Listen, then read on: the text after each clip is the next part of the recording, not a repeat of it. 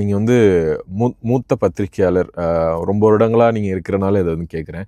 ஏதாவது படத்துக்கு இந்த மாதிரி அது வந்து வேறு இதில் டிவிடிலேயோ ரிலீஸ் ஆகிருக்கலாம், இல்லைனா ஏதாவது இந்த மாதிரி வலைதளங்களில் ரிலீஸ் ஆகிருக்கலாம். ரிலீஸ் ஆகியும் இந்த மாதிரி மிகப்பெரிய எதிர்பார்ப்பு வந்த படங்கள் ஏதாவது நீங்கள் பார்த்துருக்கீங்களா? அப்படி ஒன்றும் இல்லை. இப்போ கபாலி வரும்போது அந்த பாட்டு ரிலீஸ் ஆகிடுச்சுன்னாங்க, ஏதோ ஒரு குட்டி சீன் வந்து ரிலீஸ் ஆகிருக்கலாம். ஆனால் எப்போவுமே அந்த மாதிரி ரிலீஸ் ஆனாலும் அதில் எக்ஸ்பெக்டேஷன் தான் ஜாஸ்தியாகும். ரிலீஸ் ஆகாமையே இருந்து 12 வருஷம் கழித்து வருமா வராதான்னு தெரியாமல் யாருமே ஒன்றுமே எதிர்பார்க்காத மதகராஜாங்கிற படம் எவ்வளோ சூப்பர் டூப்பர் ஹிட் ஆச்சு. 12 வருஷம் கழிச்சு அதுக்கு என்ன எதிர்பார்ப்பு இருந்துச்சு? சுந்தர் சி நடித்தார், சந்தானம் காமெடியனாக இருந்தார், அதுக்கப்புறம் ஹீரோவாக மாறிட்டார். அந்த படத்தோட ஒரே யூஎஸ்பியாக சொல்லணும்னா சந்தானம் காமெடியாக இருக்கும்போது இருந்த படம் அப்படின்னு யாருமே எதிர்பார்க்கல.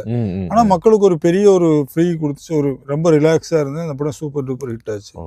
ரிலீஸ் ஆகாத படங்கள் நிறைய இருக்குது. ஹிந்தியில் நிறைய படங்கள் இருக்குது. ரிலீஜியஸ் காரணங்களுக்காகவும் பொலிட்டிக்கல் காரணங்களுக்காக. அனுராக் காஷ்யப்போட பாஞ்ச்னு ஒரு படம், வாட்டர்னு படம், மீரா நாயர் எடுத்த ஒரு படம், அப்புறம் வந்து ஃபயர்னு ஒரு படம். தமிழில் குற்றப்பத்திரிகை இன்னுமே ரிலீஸ் ஆகலையே. அது ராஜீவ்காந்தி கொலையை மையமாக வச்சு எடுக்கப்பட்டது, இன்னுமே ரிலீஸ் ஆகலையே. ஒருவேளை அது கூட இப்போ ரிலீஸ் ஆனாலும் சூப்பராக ஓடும், வாய்ப்பு இருக்குது. நமக்கு எல்லாம் தெரியும். இன்னொன்று, ராமாயணம் மகாபாரதம் தெரியாத ஆட்கள் யாராவது இருக்காங்களா? என்ன இன்னைக்கு அதை வச்சு 1000 கதை வருது, 1000 படம் வருது. ட்ரீட்மெண்ட் தான் முக்கியம். அந்த ட்ரீட்மெண்ட் விஜய்ங்கிற ஒரு மாஸ் ஹீரோ எப்படி கொடுப்பாருன்னு நமக்கு தெரியும். அந்த கேசரி எப்படி இருந்தாலும் சரி நம்ம மக்கள் ரொம்ப ரசித்து சாப்பிடுவாங்க. அதில் வந்து எந்த விதமான சந்தேகமும் கிடையாது.